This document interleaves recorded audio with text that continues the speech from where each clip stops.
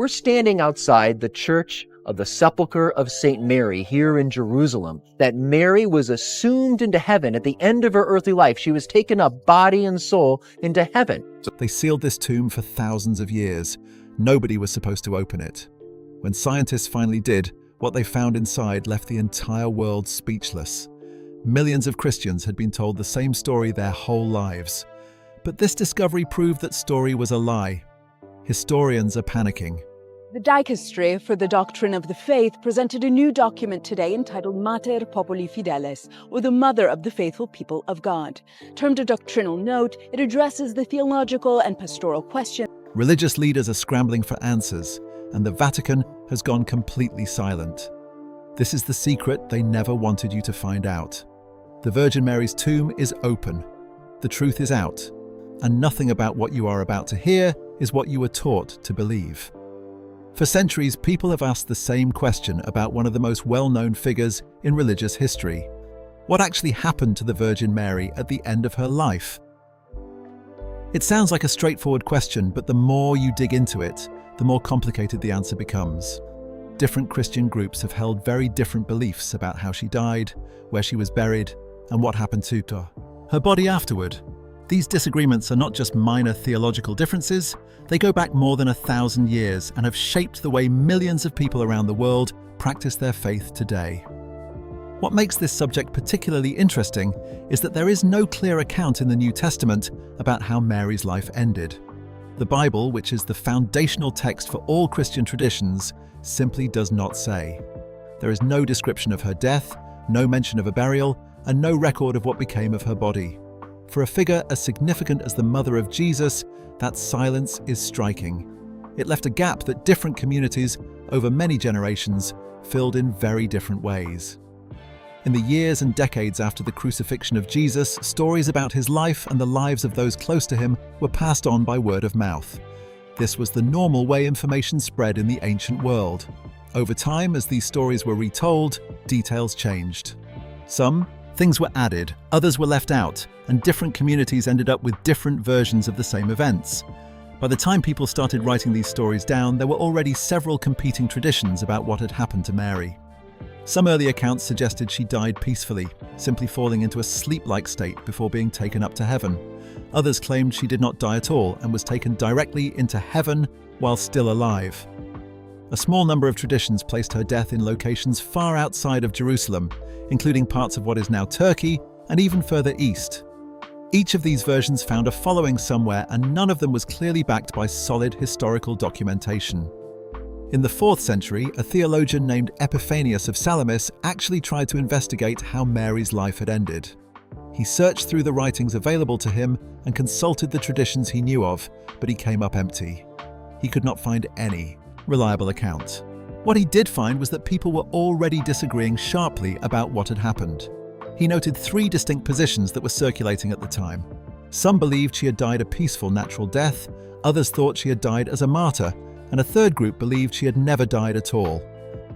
The fact that even a careful investigator in the 4th century could not pin down a clear answer tells you a great deal about how uncertain the historical record really is.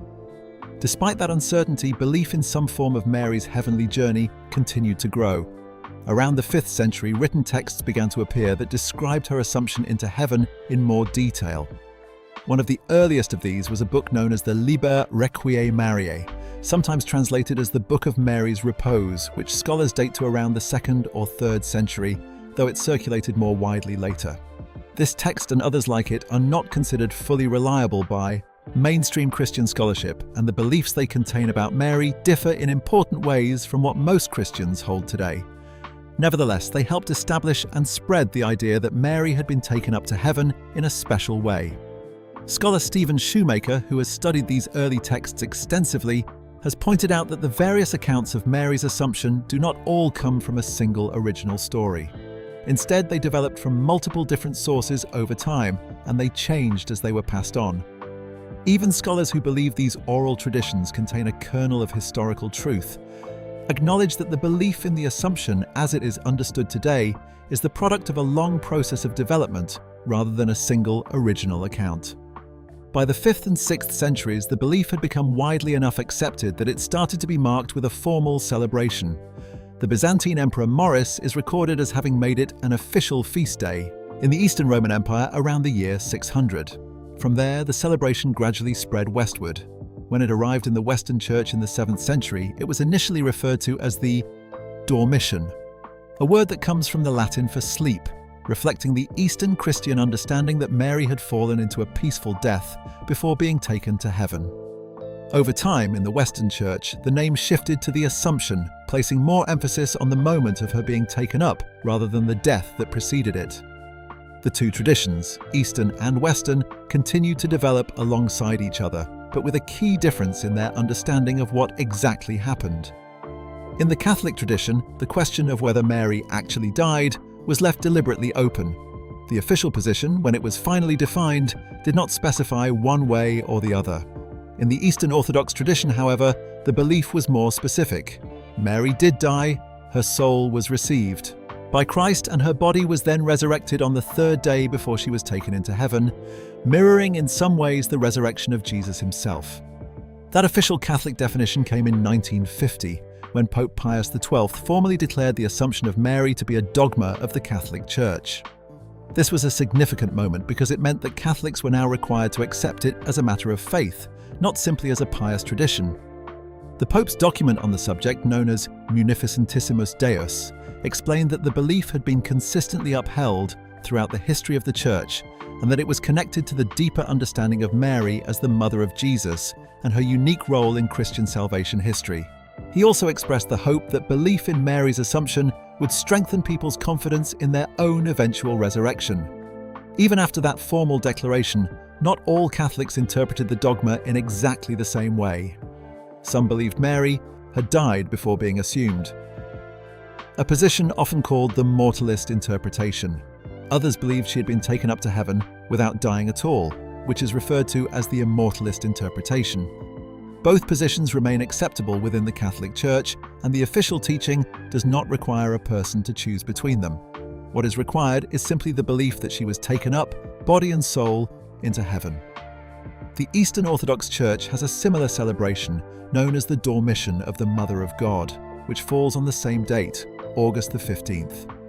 Unlike the Catholic dogma, the Orthodox belief is not classified as a formal doctrinal requirement in quite the same way, but it holds enormous importance within that tradition and is observed with significant devotion. For Orthodox Christians, the 2 weeks leading up to the feast day are marked by a period of fasting as a way of honoring Mary's life and preparing for the celebration. What is particularly remarkable, when you look at all of this together, is how such a significant belief developed without a clear foundation in the earliest written sources. The New Testament says nothing, the first Christians left no account, and the earliest investigators could not agree. Yet across more than 1,000 years, through a gradual process of tradition, celebration, and eventually formal declaration, the belief became one of the most widely observed in all of Christianity. That process itself, regardless of where one stands on theology, is a genuinely fascinating piece of religious history.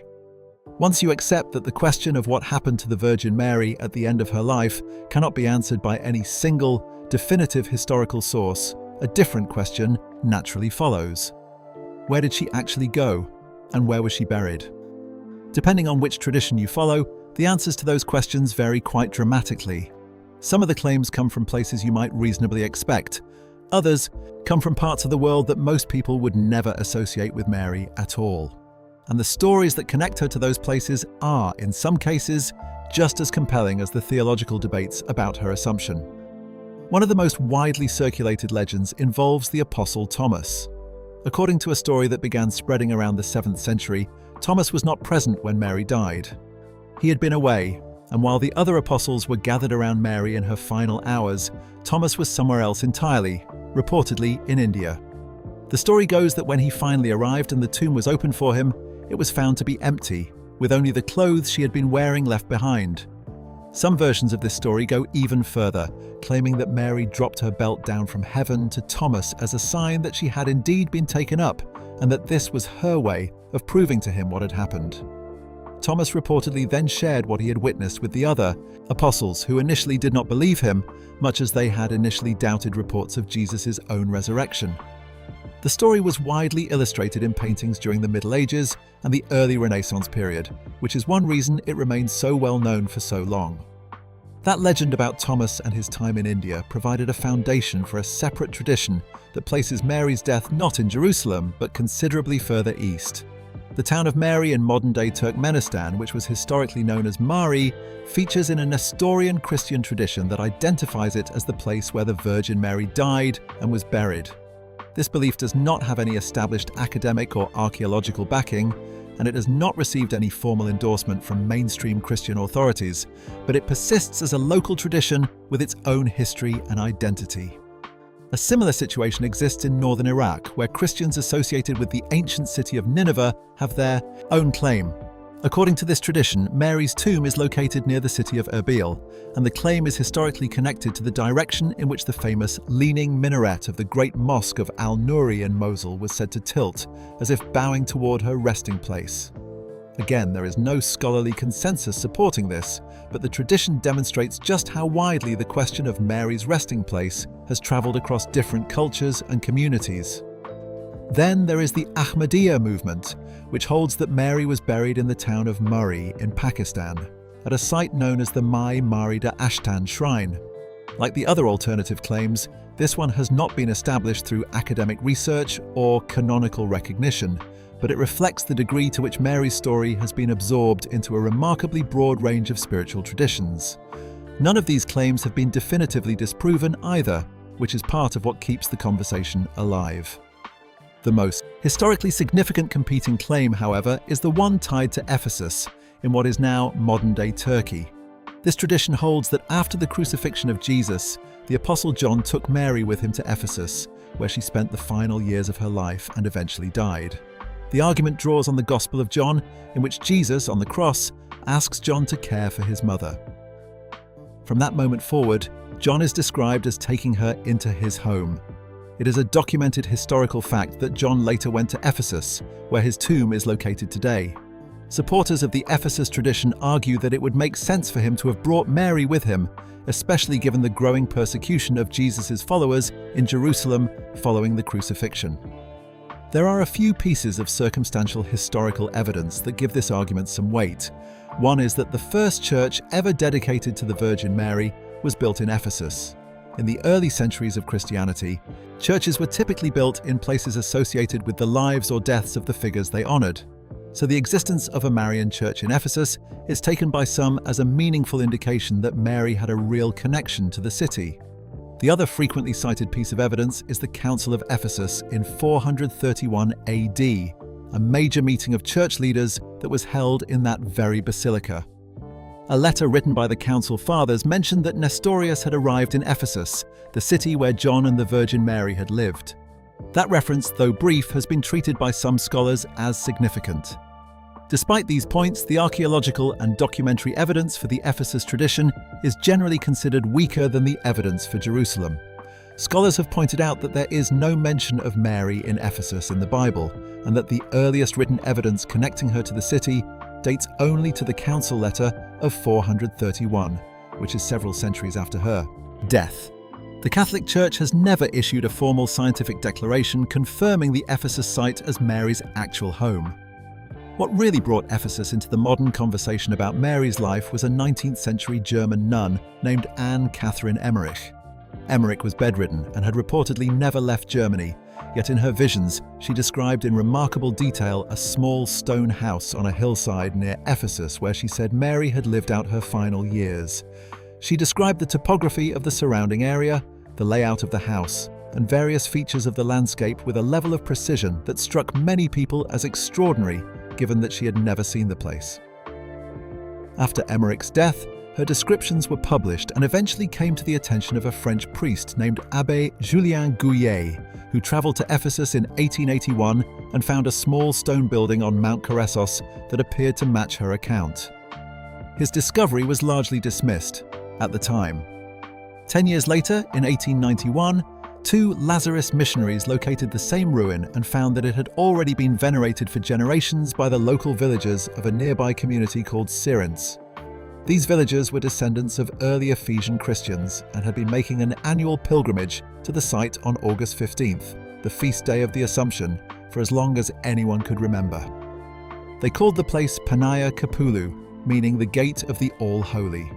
Subsequent investigation of the site found that the preserved stones date to various periods, with some elements interpreted as consistent with 1st century construction, roughly the period when Mary would have been alive. The house was eventually restored and now functions as an active chapel. Popes Paul VI, John Paul II, and Benedict XVI all visited the site during their pontificates, lending it considerable prestige, though the Catholic Church has stopped short of making any definitive scientific pronouncement about whether it is genuinely the place where Mary lived. After Brentano's death, scholars who examined his original notes discovered that he had access to apocryphal biblical sources, maps, and travel guides, which raised questions about how much of the account attributed to Emmerich actually came from her visions and how much may have been shaped by Brentano's own research and knowledge. That finding has added a layer of uncertainty to the story of the house's discovery that has never been fully resolved. What makes the Ephesus tradition particularly interesting in the broader context is the way it brings together people from very different backgrounds. Today, the site draws not only Christian pilgrims, but also Muslim visitors, since Mary holds a place of great significance in Islam as well. The Quran refers to her more times than the New Testament does, and Islamic tradition describes the Prophet Muhammad encountering her tomb in Jerusalem during his night journey and later seeing her in a place of honor in heaven. That shared reverence has made sites associated with Mary into genuinely cross-cultural spaces in a way that few religious locations manage to be. What all of these traditions, from Turkmenistan to Pakistan to Ephesus, have in common is the absence of firm physical evidence. The scholarly consensus still favors Jerusalem as the most historically supported location for Mary's tomb, based on the longer documentary tradition and the early archaeological findings at the site in the Kidron Valley. But the persistence of all these other claims, some of them stretching across enormous distances and deeply different cultures, says something significant in itself. It reflects just how far the story of Mary has traveled and how many communities across the world have felt a personal connection to her life strong enough to claim a piece of it as their own. Of all the things that distinguish how different Christian communities mark the end of Mary's earthly life, perhaps none is more striking than the contrast between the quiet, inward preparation of Eastern Orthodox Christians and the very public, sometimes festive celebrations that take place across Catholic Europe and beyond. August 15th is, on the surface, a single date shared by all these traditions. But what happens in the weeks leading up to it, and what takes place on the day itself, can look and feel very different depending on where in the world you are and which tradition you belong to. For Eastern Orthodox Christians, the approach to the feast day begins 2 full weeks before it arrives. From the 1st of August through to the 14th, observant Orthodox Christians enter into a period known as the Dormition Fast. This is one of 4 major fasting periods in the Orthodox liturgical year, and it is considered a strict one. During these 14 days, believers abstain from meat, dairy products, eggs, fish, wine, and oil. The rules are slightly relaxed on weekends, when wine and oil are permitted, and there is a notable exception on August 6th, the Feast of the Transfiguration, when fish is also allowed. The purpose of this fasting period is not simply dietary restriction. It is understood as a way of slowing down, turning inward, and preparing spiritually to commemorate the departure of the woman who, in Orthodox theology, is considered the greatest of all the saints. The fast is meant to mirror the sense of gathering that would have accompanied the final days of someone so central to the life of the early Christian community. Churches during this period hold special services called the Paraclesis, a service of supplication to Mary, which are typically celebrated in the evenings on weekdays throughout the fast. The whole 2-week period is designed to bring the faithful into a state of prayerful focus before the great feast arrives. When August 15th comes, Orthodox Christians celebrate what they call the Dormition of the Mother of God, or, in Greek, the koimesis, meaning the falling asleep. The theology behind this celebration is specific and carefully considered. Mary died a natural human death. Her soul was received by Christ at the moment of her passing. and her body was then resurrected and taken into heaven, anticipating the general resurrection that Orthodox Christians believe all the faithful will experience at the end of time. It is not a day of mourning, despite the fact that it commemorates a death. It is treated as one of the 12 great feasts of the Orthodox Church year, a day of genuine joy, because the death of Mary is understood within the context of resurrection and eternal life. In Bulgaria, the feast holds particular significance as the most important celebration of the Virgin in the Eastern Orthodox calendar. Churches fill with worshippers, votive offerings are made, and in the coastal city of Varna, the day is marked by a procession carrying a holy icon, accompanied by concerts and public gatherings. In Greece, the feast is treated almost like a second Easter, which is a comparison that gets made in parts of Catholic Europe too, though for somewhat different reasons. Greek islands in particular are known for their large outdoor celebrations, with many parishes holding all-night services, followed by community gatherings that spill into the following day. In Catholic countries, the feast takes on a different character, shaped by centuries of local tradition that have in many places fused religious observance with broader cultural and even pre-Christian seasonal customs.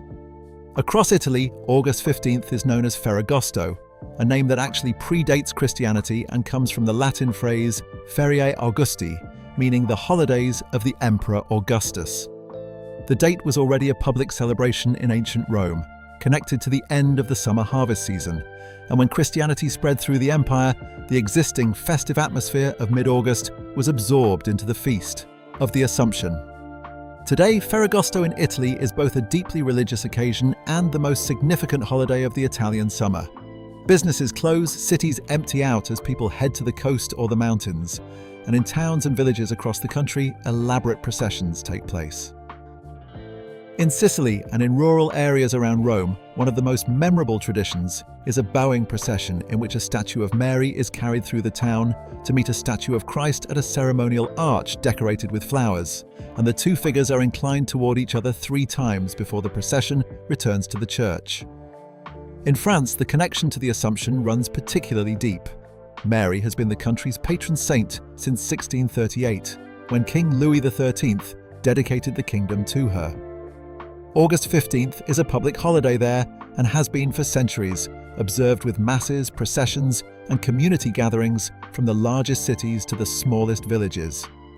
In Spain, Portugal, Greece, Austria, Belgium, Poland, and numerous other European countries, the day is similarly a public holiday, with the religious observance anchored by a morning mass that is, for practicing Catholics, a holy day of obligation, meaning attendance is required. Across much of Catholic Latin America, including Chile, Colombia, Venezuela, and Paraguay, the feast is equally significant, marked with church services and in many communities with local festivals and street celebrations. Some countries have added their own layer of meaning to the day. In Costa Rica, August 15th is also observed as Mother's Day, a decision that ties the religious veneration of Mary directly to the cultural celebration of motherhood.